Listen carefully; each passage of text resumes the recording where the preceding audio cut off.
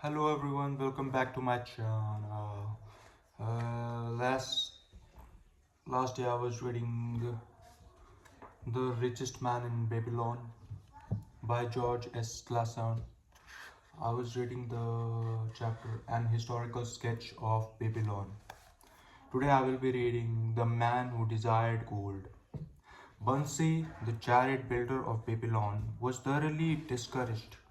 From his seat upon the low wall surrounding his property, he gazed sadly at his simple home and the open workshop in which stood a partially completed chariot. His wife frequently appeared at the open door. Her furtive glances in his direction reminded him that the meal bag was almost empty and he should be at work finishing the chariot, hammering and hewing, polishing and painting, stretching out the leather over the wheel rims, preparing it for delivery so he could collect from his wealthy customer. Nevertheless, his fat, muscular body sat solidly upon the wall. His slow mind was struggling patiently with a problem for which he could find no answer.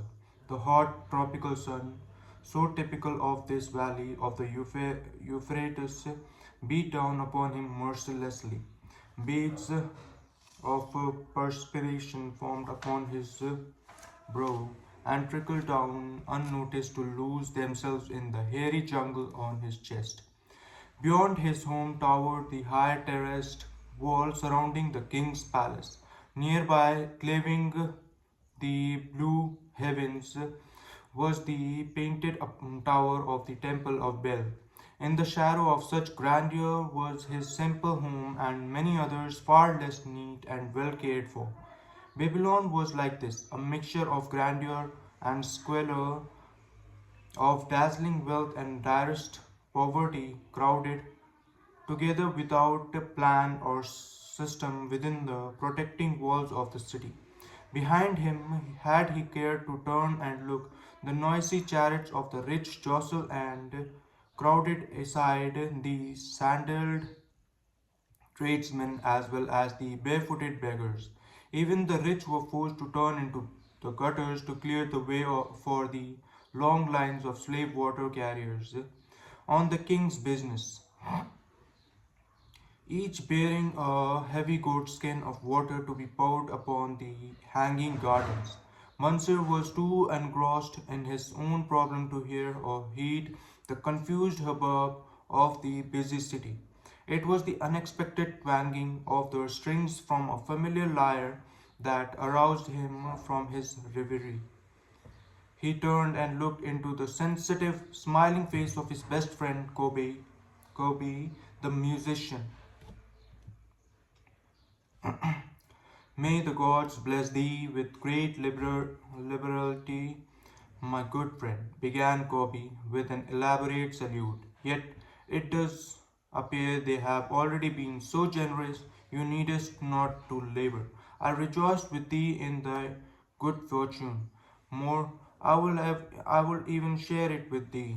Pray from thy purse, which must be bulging, else thou wouldst be busy in your shop. Exact but two humble shekels, and lend them to me until after the nobleman's feast this night. Thou wilt not miss them ere they are returned. If I did have 2 shekels, Bansi responded gloomily, to no one could I lend them, not even to you, my best of friends, for they will be my fortune, my entire fortune. No one lends his entire fortune, not even to his best friend. What? Exclaimed Gopi, with genuine surprise. Thou hast not 1 shekel in thy purse, yet sit like a statue upon a wall. Why not complete the chariot? How else canst thou provide for thy noble appetite? 'Tis not like thee, my friend. Where is thy endless energy? Doth something distress thee? Have the gods brought to thee troubles? A torment from the god it must be. Mansur agreed. It began with a dream, a senseless dream, in which I thought I was a man of means, From my belt hung a handsome purse, heavy with coins. There were shekels with which I cast with careless freedom to the beggars. There were pieces of silver and with which I did buy finery for my wife and whatever I did desire for myself. There were pieces of gold which made me feel assured of the future and unafraid to spend the silver. A glorious feeling of contentment was within me. You would not have known me for thy hard-working friends, nor wouldst have known my wife. So free from wrinkles was her face and shining with happiness. She was again the smiling maiden of our early married days. A pleasant dream indeed, commented Kobe. But why should such pleasant feelings as it aroused turn thee into a glum statue upon the wall? Why indeed? Because when I woke and remembered how empty was my purse, a feeling of rebellion swept over me. Let us talk it over together. For as the sailors do say, we ride in the same boat, we two. As youngsters, we went together to the priest to learn wisdom. As young men, we shared each other's pleasures. As grown men, we have always been close friends. We have been contented subjects of our kind. We have been satisfied to work long hours and spend our earnings freely. We have earned much coin in the years that have passed, yet to know the joys that come from wealth, we must dream about them. Bah! Are we more than dumb sheep? We live in the richest city in all the world. The travelers do say none equals it in wealth. About us in much display of wealth, but of it we ourselves have not. After half a lifetime of hard labor, though my best friend of friends has an empty purse and says to me, may I borrow such a trifle as 2 shekels until after the nobleman's feast this night? Then what do I reply? Do I say, here is my purse, its contents will I gladly share? No, I admit that my purse is as empty as thine. What is the matter? Why cannot we acquire silver and gold, more than enough for food and robes? Consider also our sons. Bansir continued. Are they not following in the footsteps of their fathers? Need they and their families and their sons and their sons' families live all their life in the midst of such treasures of gold, and yet, like us, be content to banquet upon sour goats, milk, and porridge? Never in all the years of our friendship didst thou talk like this before, Bachir. Kobe was puzzled. Never in all those years did I think that like this before. From early dawn until darkness stopped me. I have labored to build the finest chariots any man could take. Soft heartedly shopping, someday the gods will recognize my worthy deeds and bestow upon me great prosperity. This they have never done. At last I realize this they will never do. Therefore my heart is sad. I wish to be a man of means. I wish to own lands and cattle, to have fine robes and coins in my purse. I am willing to work for these things with all the strength in the back, with all the skill in my hands, with all the cunning in my mind, but I wish my labors to be fairly rewarded. What is the matter with us? Again I ask you, why cannot we have a just share of the good things so plentiful for those who have the gold with which to buy them? Would I knew an answer? Kobe replied. No better than thou am I satisfied. My earnings from my lyre are quickly gone. Often must I plan and scheme that my family be not hungry. Also within my breast is a deep longing for a lyre large enough that it may truly sing the strains of music that do surge through my mind. With such an instrument, could I make music finer than even the king has heard before? Such a lyre thou shouldest have. No man in all Babylon could make it sing more sweetly, could make it sing so sweetly, not only the king but the gods themselves would be delighted.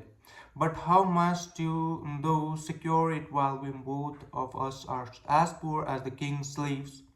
Listen to the bell. Here they come. He pointed to the long column of half naked, sweating water bearers plodding laboriously up the narrow street from the river. 5 abreast they marched, each bent under a heavy goat skin of water. A fine figure of a man who doth lead them. Who doth lead them? A fine figure of a man. Who doth lead them? Kobe indicated the wearer of the bell who marched in front without a load, a prominent man in his own country. This easy to say. Easy to see. There are many good figures in the line. Bansir agreed. As good men as we. Tall, blond men from the north, laughing black men from the south, little brown men from the nearer countries, all marching together from the river to the gardens, back and forth, day after day, year after year. Not of happiness to look forward to, beds of straw upon which to sleep, hard grain porridge to eat. Pity the poor broods, Gobi. Pity them, I do. Yet thou dost make me see how little better off are we. Free men though we call ourselves, that is truth, Gobi. Unpleasant though thought though it be. We do not wish to go on year after year living slavish lives, working, working, working, getting nowhere. Might we not find out how others acquire gold and do as they do? Kobe inquired.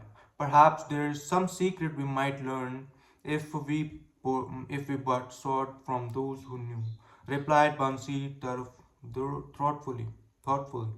This very day, suggested Kobe, I did pass our old friend Arkad riding in his gold chariot.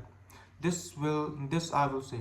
He did not look over my humble head as many an in his station might consider his right. Instead, he did wave his hand that all onlookers might see him pay greetings and bestow his smile of friendship upon Kobe the musician. He is claimed to be the richest man in all Babylon, Bansir mused. So rich the king is said to seek his golden aid in affairs of the treasury. Kobe replied, so rich. Bansir interrupted, I fear if I shall meet him in the darkness of the night, I shall lay my hands upon his fat wallet. Nonsense, reproved Kobe. A man's wealth is not in the purse he carries. A fat purse quickly empties if there be no golden stream to refill it. Akkad has an income that constantly keeps his purse full, no matter how liberally he spends. Income that is the thing. Income, that is the thing, ejaculated Bansir. I wish an income that will keep flowing into my purse whether I sit upon the wall or travel to far lands. Akkad must know how a man can make an income for himself. Though supposed it is something he could make clear to mind as slow as mine. Methinks he did teach his knowledge to his son, Numasir. Kobe responded, did he not go to Nineveh? And so it is told at the inn, become. Methinks he did teach his knowledge to his son, Numasir. Kobe responded, did he not go to Nineveh? And so it is told at the inn, become without aid from his father, one of the richest men in that city. Kobe, thou bringest to me a rare thought.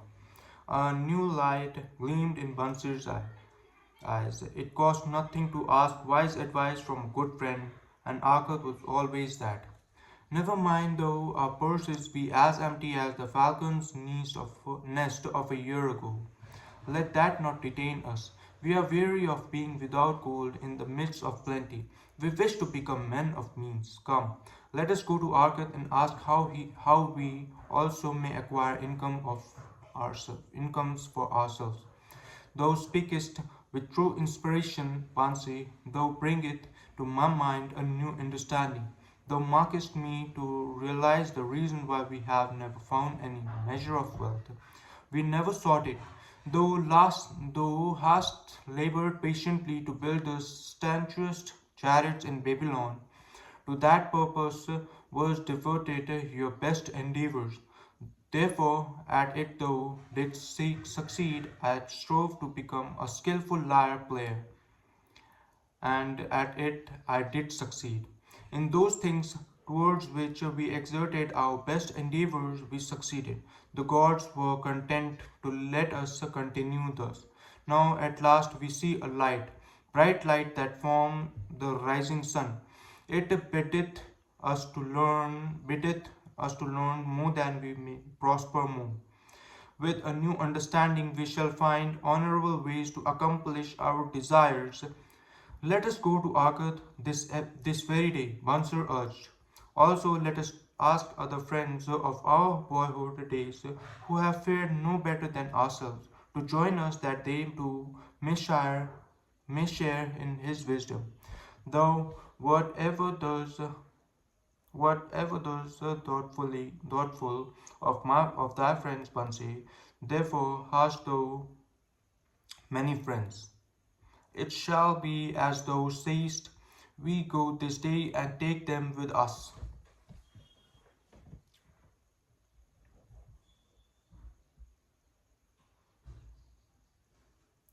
Okay, so here we finish our second chapter, The Man Who Desired Gold.